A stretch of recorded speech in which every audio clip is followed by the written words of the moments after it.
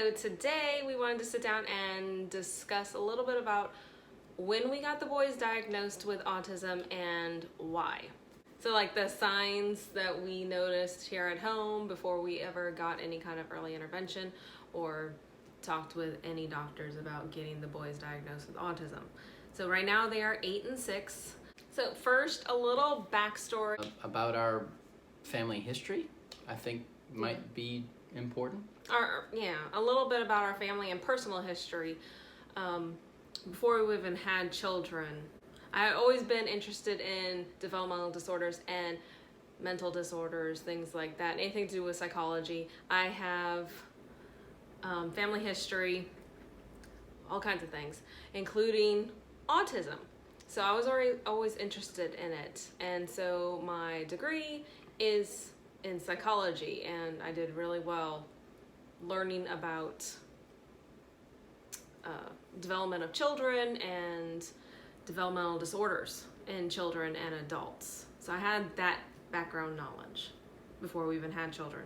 I got my degree at 21 and had Hiro, the first one, when I was 24. So on my side of the family, we have mental disorders. And on the other side, I actually have like chromosome abnormalities, which could lead to a missing kidney, lead to webbed toes, weird stuff like that, much less comorbid with autism. Yeah. And full disclosure, and we like to be very transparent, he did say something about having children. The one thing that you thought that you could never handle. Yeah, when I was a young man, you think about, I guess, I don't know if all young men did, but as a young man, I thought of the family. We think of the things that we would want and the things we could handle, the things that we are not sufficient in. And one of the things that I thought I wasn't good enough as, or loving enough, or patient enough, or kind enough, or understanding enough was, it was strange because I even prayed about it, which, whether you pray, whether you don't, hey, whatever. I prayed about it as a young teen, and I told God what I didn't want in my life because I told him I couldn't handle it, and because I wasn't going to be good enough, and I wasn't going to be what he would expect for what he gave me. I told God I didn't want special needs children. I said I couldn't do it. And call it a coincidence, call it whatever you want, here we are. And I just thought there was a high chance if I ever had biological children, we'd probably have something. Yeah, I mean, psychologically, some kind of developmental disorder. So I was somewhat prepared. I knew that going in with having children, that it was a possibility. And you know me, I'm very take it as it is. Yeah, roll with it. So. It is what it is. You just have to deal with it. So yeah. That was a little bit of our family and personal history with having any kind of knowledge of disabilities. So Hiro was evaluated in August of 2015. He was 4 years and 8 months old.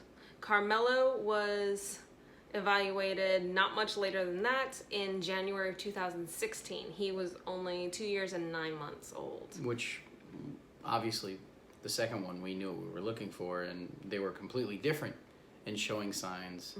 I guess we're going to go into that. Yeah. Because Hiro made a lot of milestones initially. I mean, quite a lot. Yeah.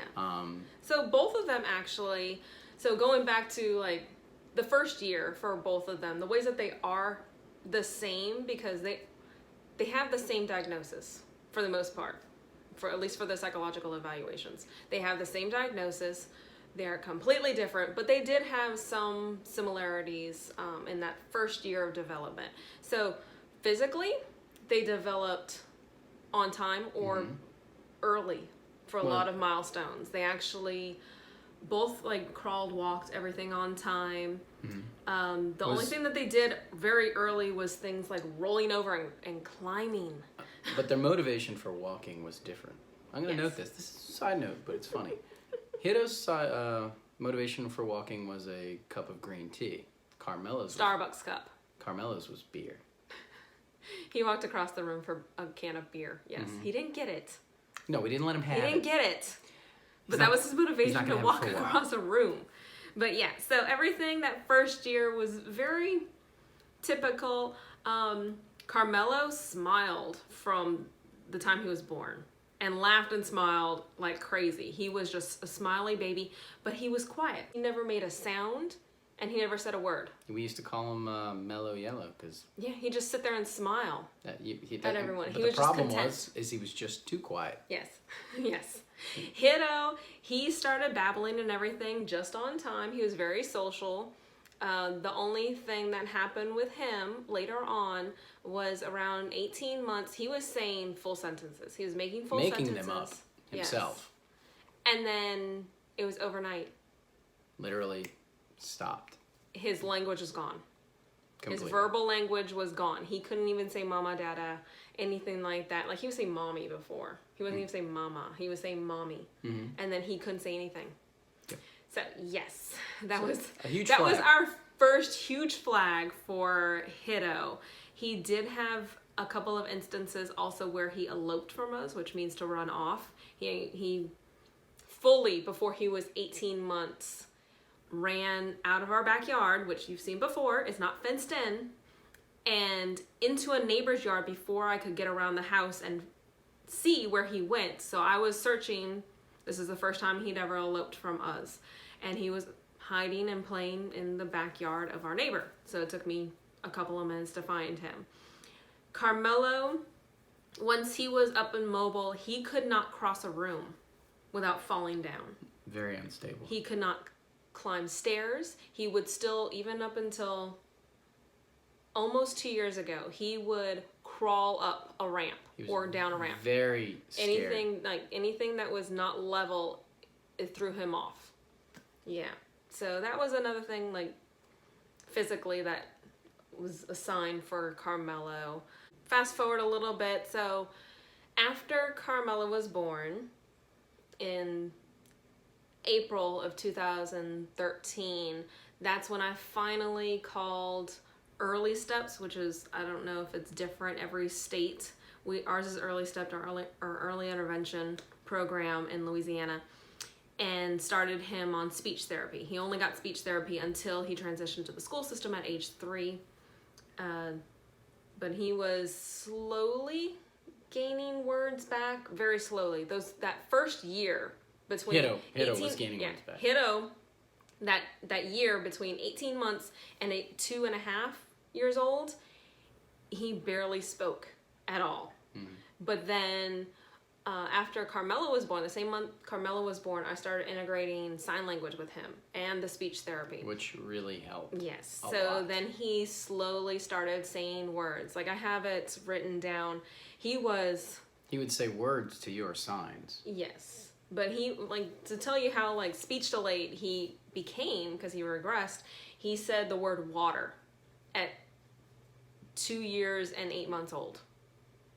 After having said full sentences, like, just after he turned 1. So, yes. There were some big flags there. Hiro.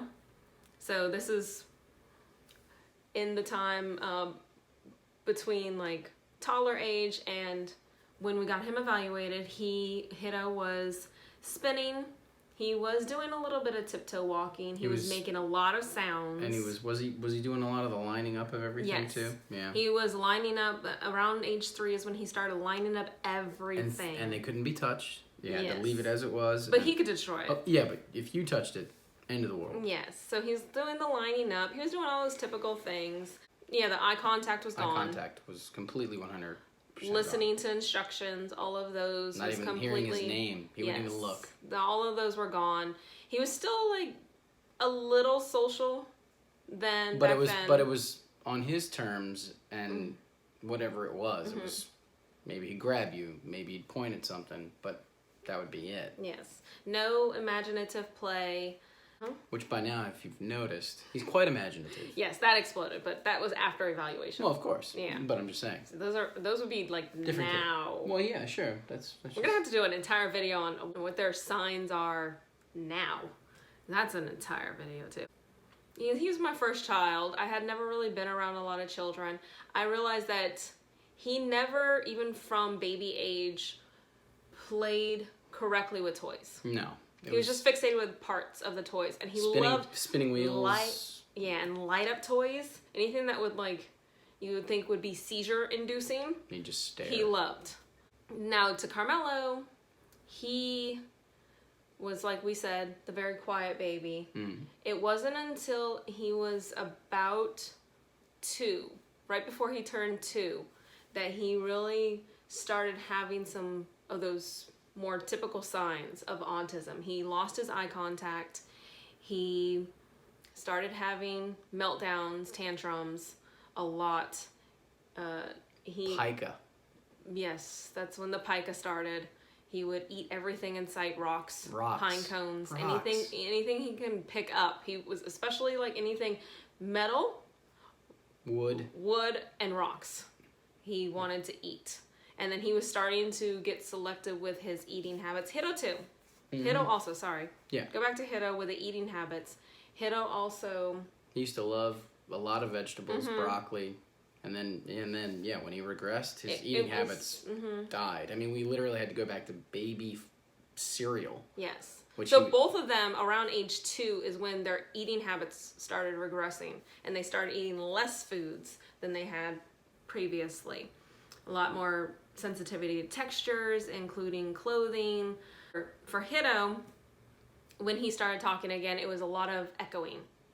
And a lot of scripting from mimicking movies, like the scenes of movies. He would line things up and tip them over like the cars. And that was one of my favorite pictures of him. He lined up all the big toys in the house and had tipped them over with the cars tractor tipping scene. But yeah, so he would just, if it wasn't in a song or a movie, he wouldn't talk. Yes. It was just those fragments. And it was, you had to communicate. We had to communicate with Hiro until he was almost 4 in either song or he would expect scripting. He would expect responses. He would basically, well, I mean, he still does that now. He kind of prompts you in the responses he wants to hear. But he couldn't prompt back then. No. He didn't know to prompt. No, but so he expected. He got frustrated if he said a line from a movie and you didn't say the next line back to him, he'd get just really frustrated. So this was around age 2 and 3. So by 4, that's when we got them evaluated. Hiro was already in the school system for a year and a half. We did push it back. I thought he would get diagnosed as severe if we got him diagnosed early because of all the regression that he had and all of behavioral issues that Hiro had. I thought that he would be diagnosed with severe autism. So when we got him evaluated, he was very low end, what they call autism 2 or moderate autism, and global developmental delay. That is his diagnosis. And then as soon as his evaluation was over, I was pregnant with Eva at the time. And so this is why I got... Carmelo's evaluation? Yes. Well, both of them. I got them diagnosed that quickly. Together. So as soon as I was pregnant with Eva, during the time that I was getting all of them evaluated and getting Carmelo into early steps and everything. So I knew that, carrying a baby along, probably a nursing baby along with me everywhere to try to get all of this situated would be way too much. So I wanted to get it all done before Eva arrived. So as soon as Hiro's evaluation was over, I called and scheduled to get Carmelo on the wait list. Hiro was on the wait list for his evaluation for about 5 months. And then Carmelo was on the wait list from September to, we got him evaluated in January. So we got that done and over with before Eva was born in March of 2016.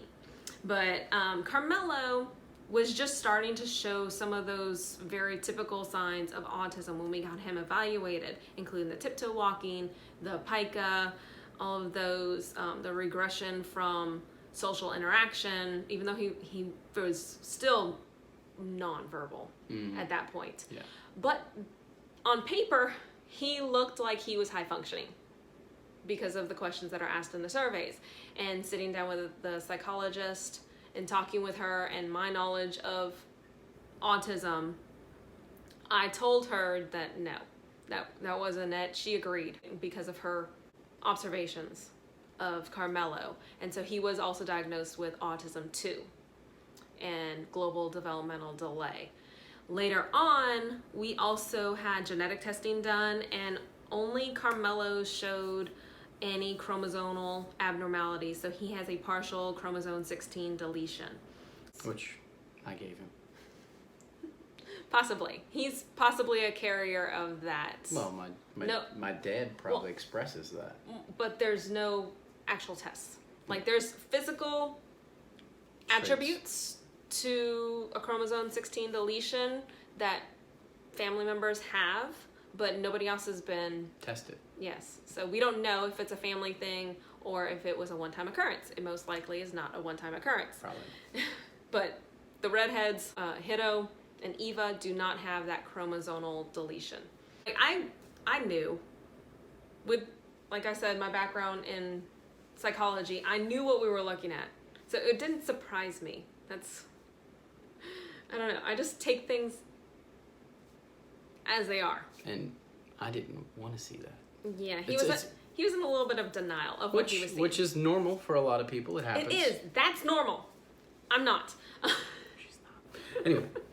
He says I'm weird all the time. But that's I why am, though. that's why I like you. Yes. Personally. So anyway.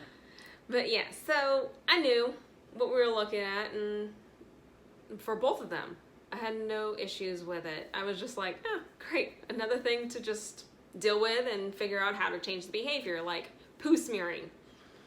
That was fun for a while. I mean, Carmelo was And really, eating. he was into smearing and eating it. Yes. Um, Carmelo will eat anything but food. well, yeah, and the thing was, is like, you would expect like a, oh, this is on my tongue. He said it was chocolate. Yeah. Yeah. It's not chocolate. Mm-hmm.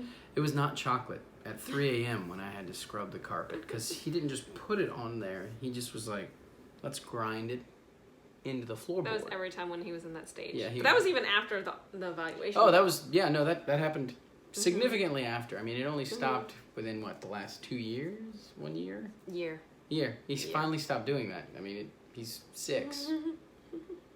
So, it's a lot of poo play. So yeah, that was a lot of the major signs that we saw before evaluation time. Yeah. After evaluation, these kids change all the time. Mm-hmm. Their stems change, their behaviors change. Yeah, Carmelo's picked up different stems he never did. Like, he does a cough. He does, when he's stemming. He does a sneeze when he's mad and stemming. Yeah. He's flapping all the time, so that's a typical stem. He does things with his eyes, looking at like light sources. Yeah. Stemming. Yeah. Yeah, we'll talk about all of that, like all of what we saw after the evaluations in another video, because this one, we've rambled long enough, I'm pretty sure. We cover most of the major things that we saw in them and why we got the evaluations in the first place, and when we got the evaluations, and why we got so late for Hiro. Yeah. So, there you go. Hey, just a quick interjection here. While editing this video, I realized how many things we forgot to add. So I wrote them down while I was editing so I didn't forget.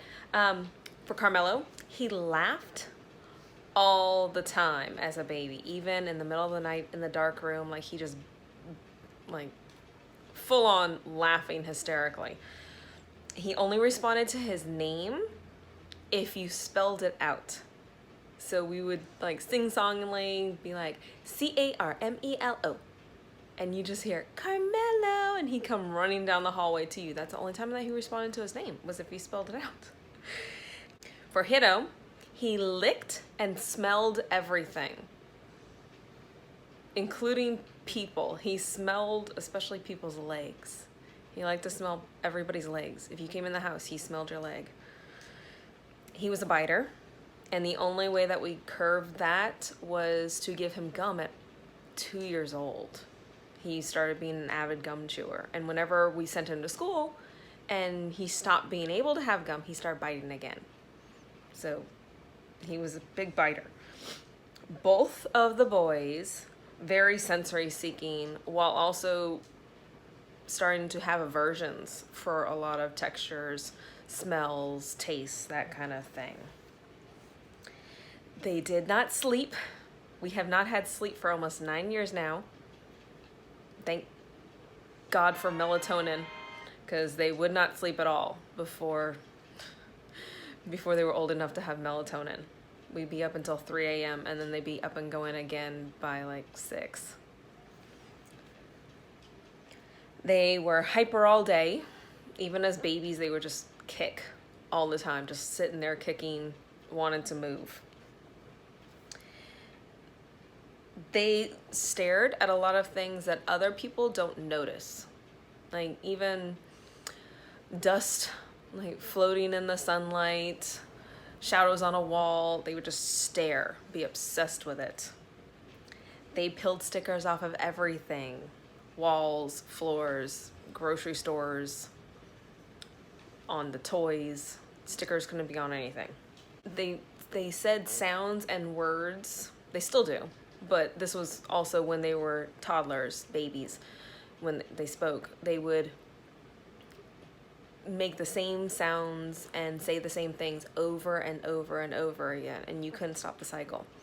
Even like they do like sounds together that are kind of hard to make for most kids, but they just do it constantly and all the time, like ticka ticka ticka ticka ticka. I'm like another thing that they had that was weird was that they would say harder sounds first. So they had to learn how to say easier sounds like ma, whereas they could say the harder like blends of sounds. So those are just a couple of more that I thought of while editing this. So back to the video. All right. So Well, I guess we're done rambling for today. So hopefully you've learned a little bit about the boys and why they are where they are now. Yep. So we appreciate it. Mm-hmm. Until next time, guys, like, subscribe, all that good stuff. Ask us any questions if Sure. we didn't cover anything, or if you want to know that the boys did it or do it now in regards to their autism signs. Yeah. So thanks. Bye, guys. Bye. Hey, bunny boy. Did you lose a tooth? I come. Good cheese.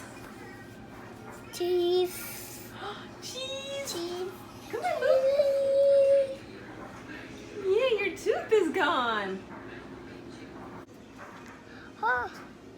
Yeah. We lost a tooth. A two.